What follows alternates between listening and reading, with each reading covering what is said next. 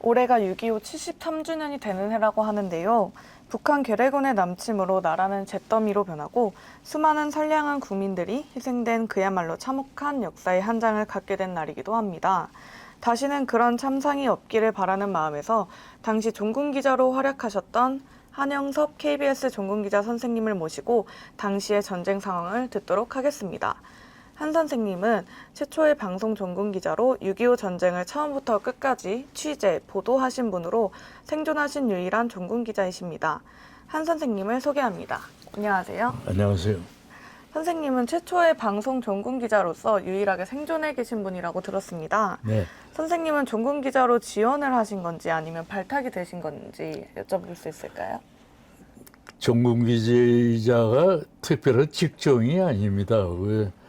각 언론사마다 그 전문적인 그 분야에 대한 그런 그 취재를 하고 하는 건데 저는 원래 법조 출입을 하던 기자였어요. 그런데 제가 국방부를 맡은 게 1949년 9월 달이었습니다. 그러니까 6.25 전쟁이 일어나기 전 해죠. 그래 국방부를 출입하니까 이미 그때 국방부 출입기자 선배 기자들이 각 신문사에서 나온 선배 기자들이 한 20명가량 있었어요.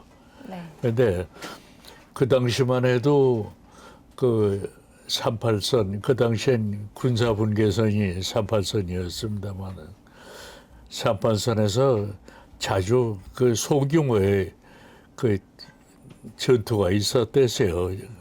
그런데 그 군 출입기자들은 그래도 일반 부서와 달리 그래도 군에 대한 좀 지식을 가져야 되겠다고 해서 그래서 국방부 출입기자들이 1950년 2월 달에 군에다 요청을 해서 그래서 육군사관학교에 임시로 입교를 해서 종군기자 훈련을 받았어요. 네.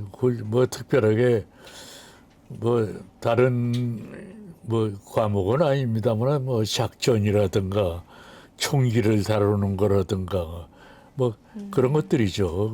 그런 거를 그 일반 그 당시에는 육군사관학교 생도 1기생이라고 해서 네. 그 1년 과정을 이미 마쳤고 나머지 1년을 마치고서 임관이 되도록 돼 있는 그런 1기생이었는데 그 사람들한테 내무반에 한 사람씩 다 분산을 해서 그 훈련을 받도록 했어요. 그러니까 무슨 얘기냐면 육군사관학교 생도들하고 함께 똑같은 훈련을 받는 거예요. 아, 그러셨군요. 입교 헌날 그 다음날 새벽에 비상이 걸려가지고 뭐 10분에 완전 군장을 하고 그리고서 연병장에 집합을 하라는 거예요. 그러니까 한 내무반에 20명가량씩 그 육군사관학교 생도들하고 같이 있었는데 그 사람들하고 똑같은 행동을 해야 돼요. 그런데 새로 입교온 사람이 뭐 어떻게 뭐 군복을 갈아입는 것도 바빴지만 군장을 하고 10분 내에 뛰어나간다는 게 보통 일이 아니죠. 그러니까 한 내무반에 있는 생도들이 자기네들 거 다 하고서 뛰어와가지고 도와주는 거예요. 만약 한 내무반이라도 낙오자가 있으면 또 단체 기합을 받게 된단 말이에요. 그렇게 해가지고 뭐 훈련 연병장에 모두 집합을 했죠. 그런데 그날부터 그냥 고된 훈련이 시작하는 거예요. 저희들은. 그 당시엔 총이 M1 소총이라고 그게 상당히 그 성능은 좋은데 그 무거워요. 그게 한 4kg 정도예요. 이걸 앞에 총을 하고서 청량리에 그저 뛰어갔다가 와야 돼. 태릉 육군사관학교에서 청량리까지 뛰어갔다 와야 돼요. 근데 거기서도 낙오자가 있으면 안 되죠. 그 뭐 그런 대로 억지로 그냥 따라서 청양까지 뛰어갔다가 그 연명장으로 되돌아오고 하는 그런 훈련이 2주일 동안을 계속했어요. 4개월 후에 6.25 전쟁이 일어났나요? 그런데 그때 전쟁에 전국기자로 투입되고서도 그 작전이라든가 뭐 교전이라든가 그런 거에 대해서 상당히 도움이 된 것만은 사실입니다. 그래서 그때부터 전국 기자라는 명칭을 네. 자체에서 붙여가지고 그래 그때부터. 국방부 출입기자단이 전국 기자단으로 개편이 된 거죠. 예. 이름이. 그래서 6.25 전쟁이 그 1950년 12월 25일에 일어난 거 아닙니까? 네. 그때부터 전국기자 활동도 시작을 한 거죠. 그렇게 되셨던 거군요. 그리고 기습 남침을 노린 북한 괴뢰군은 1950년 6월 25일 일요일 새벽 4시에 전면전을 개시했는데 휴일 새벽에 일어난 기습 공격이었기에 즉각적인 대응은 지연이 됐었지만 당시 주한미군 대사였던 존 무초의 간결하고 정확한 보고로 인해 후속 조치는 신속하게 이루어질 수 있었다고 합니다. 그러면 한 선생님, 무초 대사가 했던 역할에 대해서 자세한 설명 부탁드립니다. 우리나라 정부가 1948년도에 8월 15일에 정부가 수립된 거 아닙니까? 네. 그 전에 한 2달 전부터 무초 대사는 우리나라에 와 있었어요. 우리나라 초대 대사로 임명이 된 거죠. 네. 근데 무초 대사가 우리나라에 대해서 상당히 우호적이었고 그리고 그 전해에 우리나라에 주둔하고 있는 미군들이 다 철수를 했더랬어요. 네. 그때도 미군 철수에 대해서 그 다른 의견을 가지고 있었고 한국에 대해서는 상당히 우호적이었는데 6.25 전쟁이 일어난 날은 전선에서 충돌이 일어난 지 한 7시간 후인가 아무튼 그날 11시에 국무부에다가 6.25 전쟁 발발에 대한 공식 보고를 보냈어요. 보내고 한국을 빨리 지원을 해줘야 된다는 그 보고를 받은 즉시 미국 정부에서 유엔 안전보장이사회를 소집을 했어요. 네. 소집을 해가지고 그때 안전보장이사회의 결의사항이 25일입니다마는 네. 결의사항이 인민군의 대한민국 침공이 불법 침공이다. 즉시 38선 이북으로 되돌아가라. 네. 이런 결의안을 갖다가 채택을 하도록 한 겁니다. 네. 그래서 그 결의를 하고 난 다음에 그 다음날 즉시 그 미국 정부에서도 상당히 발빠르게 움직인 건 사실입니다. 네.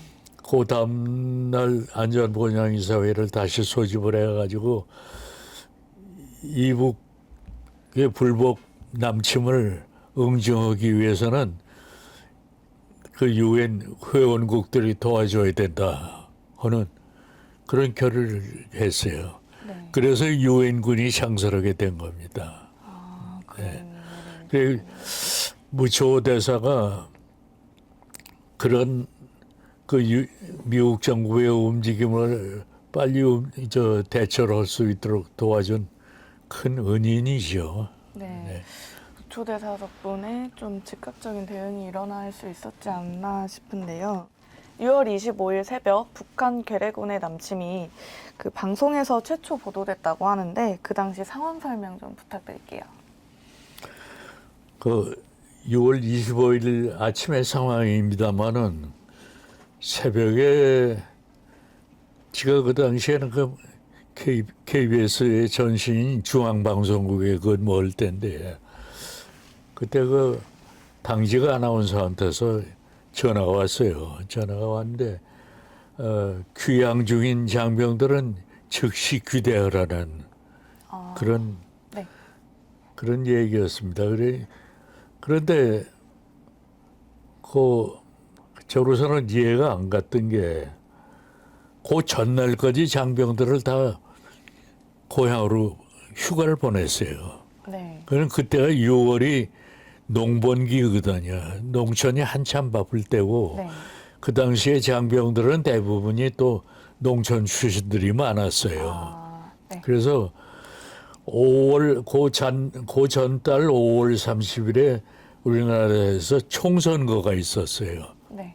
그래서 5월 한 달 동안 비상 경계를 하다가 선거를 끝내고 난 다음에 그 경계령을 해제하고 장병들을 휴가를 보낸 거예요.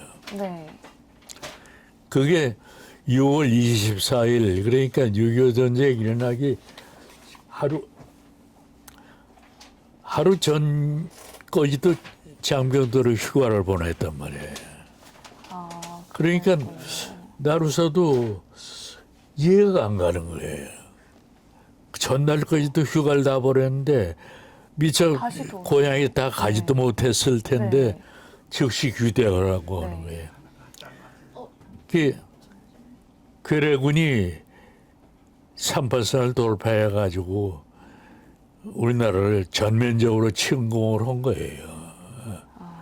그 직감적으로 저도 문제가 크게 생겼구나 해가지고서 내가 종로 5가에 살았는데 네. 그 국방부 정원국이 을지로 입구에 있었어요. 명동에. 그 정원국이 그 군의 발표를 다 총괄하는 부서거든요. 네. 그 거기서 뭐 뛰어가면 한 15분도 안 걸리니까 네. 바로 뛰어갔죠. 뛰어가가지고서 그 정원국에 가보니까 이미 그 담당 장병들이 나와 있더라고요. 그래서 바로 정훈국장실로 갔죠.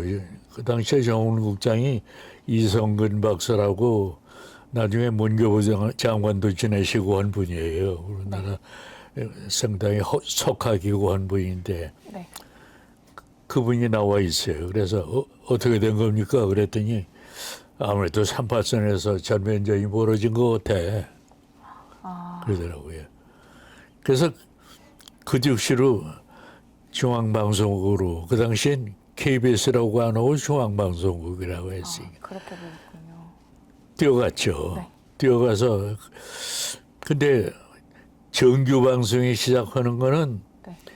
8시부터 했어요. 아, 시간이 그러니까 시간은 넉넉했죠. 그런데 그 방송 시간이 그렇게 늦게 시작된 거는 원래는 좀 전에 했었는데 그 전해에 이북에서 전기를 끊었어요. 우리나라에 보내는 전기를. 아, 근데 우리는 전기 생산량의 한 60%를 전부 이북에서 송전을 받아서 써왔더랬어요. 그 압록강 수풍댐에서 발전한 그 전기입니다만 네. 그걸 이북에서 끊어. 일방적으로 끊어버렸어요. 일부러. 그래서 우리는 갑자기 전기가 모자라고 하니까 그래서 방송 시간도 단축을 해가지고서 방송 개시 시간을 갖다가 8시로 했던 거예요. 네. 그 뉴스 내용이 지금 38선 전역에서 대규모 충돌이 벌어졌습니다. 휴가 중인 장병들은 속히 귀대해 주십시오. 하는 게 내용이죠. 네. 그리고서 뭐 그다음에 우리 군은 불법 남침하는 괴뢰군들을 즉각 소탕하느라고 격퇴시킬 겁니다 하는 거기까지 곁들여서 했습니다. 네. 그리고 우리나라에서 6.25 전쟁의 첫 보도가 바로 그겁니다. 그래서 그 보도가 나간 직후에 각 신문사가 호외를 발행하고 뭐 그랬더랬죠. 그리고 거의 같은 시간에 미국 UP 통신이라고 그 당시에는 UPI가 아니고 UP통신이 저 나중에 INS 통신하고 합쳐서 UPI로 돼서 요즘은 UPI입니다만 그 당시에는 UP통신에 잭 제임스라고 하는 기자가 네. 그 대사관 새벽에 대사관 앞으로 지나가다가 그때 대사관이 요즘에 롯데 호텔 자리입니다. 거기에 반도 호텔이라고 해서 미국 대사관이 거기 있었었는데 네. 거기서 무초 대사가 급히 들어가는 걸 보고서 왜 이 새벽에 왜 들어가냐고 물어보니까 38선에 전쟁이 일어났어. 그 UP통신 기자는 무초 대사한테 그 얘기를 듣고서 그래서 바로 외신으로 냈죠. 그래서 그 외국의 그 통신이 그 38선에서 전쟁이 일어난 걸 보도한 거는 UP통신이 그래서 처음이죠. 제일 네. 그렇게 될 그 전쟁이 일어나고 난 이후에는 그 방송국도 군 관할 체제로 들어가고 그래서 주로 전황 뉴스라든가 뭐 그리고 각계 저명 인사들의 뭐 강연이라든가 그런 거를 주로 하고 그랬더랬죠. 그런데 전쟁이 일어나고 난 다음에 시시각각으로 전황은 나쁜 거예요. 네. 계속 후퇴만 거듭하는 거죠. 그럴 수밖에 없는 것이 우리나라에는 한 대도 없는 탱크를 242대 탱크 그걸 앞세워가지고 네. 남심을 시작한 거예요. 242대 네. 탱크를 몰고 온 네. 거예요. 그리고 그 나중에 나온 통계를 보고 말씀드리는 겁니다만은 네. 그 당시에 비행기도 우린 전투기가 없었어요. 네. 국민들이 성금을 내가지고 고전해에 캐나다에서 연습기 20대를 데려왔어요. 네. 그리고 뭐 에로19 뭐 그런 거 뭐 해서 뭐 22대밖에 없었어요. 그건 뭐 전투로는 저는 맞지 않는 비행기죠. 근데 이북에서는 인민군들은 이미 그때 10배에 가까운 220대의 전투기를 가지고 있었어요. 220대 전투기요. 그래가지고 6.25 전쟁이 일어난 다음 날 27일에 이미 서울 상공에 날라와서 시청 앞이라다가 그 앞에서 기총 소사도 하고 그랬더랬어요. 그냥 그 뭐 비행기도 없으니까 전투도 못 하고 하니까 그냥 시작도부터. 그대로 속수무책으로 당한 거죠. 그리고 인민군의 숫자도 우리는 그 당시에 군이 8개 사단 그러니까 한 9만 명 정도 이제 육군이 있었어요. 네. 그런데 그 당시엔 또 지리산 지역이라든가 그런 데에서 네. 그 공비들이 네. 준동이 많았더랬어요. 그래서 공비 토벌을 하는데도 일부 병력이 있었고 또 후방 병력으로 또 비치해 놓은 병력 그거 빼고 나면 6만 명도 안 되는 병력이 38선에 배치돼 있었단 말이에요. 네. 근데 인민군은 19만 명이나 그냥 동시에 쳐나온 거예요. 그러니까 병력 수에서도 그렇고 장비에도 그렇고 그리고 포도 탱크를 잡을 만한 포가 우리나라에 없었어요. 네. 미군들이 그 전해에 철수를 하면서도 그런 장비를 물려주지 않았더랬어요. 우리나라 뭐 곡사포, 소형 포들이 있긴 있어도 뭐 천문도 안 되는데 거기는 3천문도 더 이상 가지고 있었어요. 인민군이. 그걸 가지고 쳐나오는 거예요. 정말 속수무책으로 당할 그래- 수밖에 없는 그래 상황이었다. 처음부터 밀리는 네. 거죠. 네. 준비된 상황도 아니었고. 네, 네. 그럼 이에 대한 이승만 대통령의 반응은 어떠하셨나요? 대통령은 국가 원수인 동시에 군 통수권자거든요. 네. 근데 그 양반이 참 고뇌가 많았죠. 그 전황마다 모두 불리한 얘기뿐만이고 더군다나 그 안전보장이사회에서 유엔군을 편성해서 지상군을 보낸다고 한 게 27일이거든요. 네. 그냥 그전에는 그냥 앞이 안 보이는 거예요. 그 이승만 대통령이 미국에서 망명 생활을 하면서 미국 조야에 아는 사람들이 참 많았어요. 네. 그분들한테 전화를 하면서 한국이 지금 위기에 처했다고 도와달라고. 네. 그냥 6월 25일부터 26일 아침까지 그냥 밤새도록 전화를 한 거예요. 물론 그 미국 조야에다 다 전화를 한 거죠. 미국 정부에 대해서도 빨리 도와달라. 그래서 그분이 그 한간에서는 6월 27일에 뭐 이미 대전으로 도망가 가지고서 뭐 피난을 갔다고 이런 얘기들을 합니다만 그 양반은 27일 아침까지도 끝까지 서울 지켜야 된다고. 그런 말씀을 하셨군요. 그런데 그 강요들이 네. 그래도 일단은 위기는 피해야 될 거 아니냐고 해가지고 네. 억지로 그냥 양반을 오후에 27일 오후에 그 대전으로 옮기도록 했어요. 그런데 27일에 그 대전으로 옮기면서 무초 대사한테서 연락을 받았어요. 27일날요. 미군이 돕기로 했단 말이야. 이제는 대한민국하고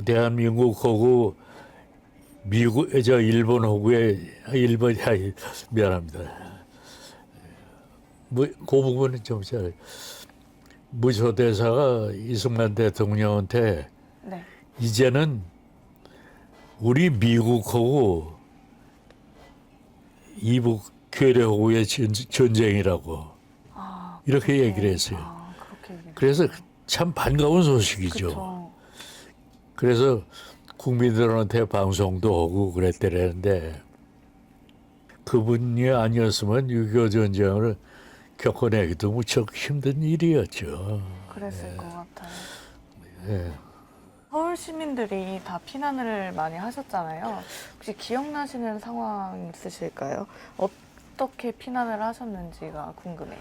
근데 서울 시민들이 피난을 대부분 못 간 이유가 있습니다. 우선 6.25 전쟁 이전에도 38선에서 자주 충돌이 있었고 그때마다 또 국군이 물리쳤단 말이에요. 네. 그리고 인민군이 버리고 간 노획 무기도 그냥 전시를 하고 그래서 우리 국민들은 국군이 웬만한 공격은 다 물리칠 수 있을 거라는 네. 그런 신념을 가졌더랬어요. 거기서 오산이 생긴 거죠. 네. 그래서 국군이 곧 물리쳐서 주겠지 하는 그런 생각에서 그 후퇴를 못한 겁니다. 그래서 그 90일 동안의 질곡 같은 그 이북 치하에서 고통을 겪었던 거죠.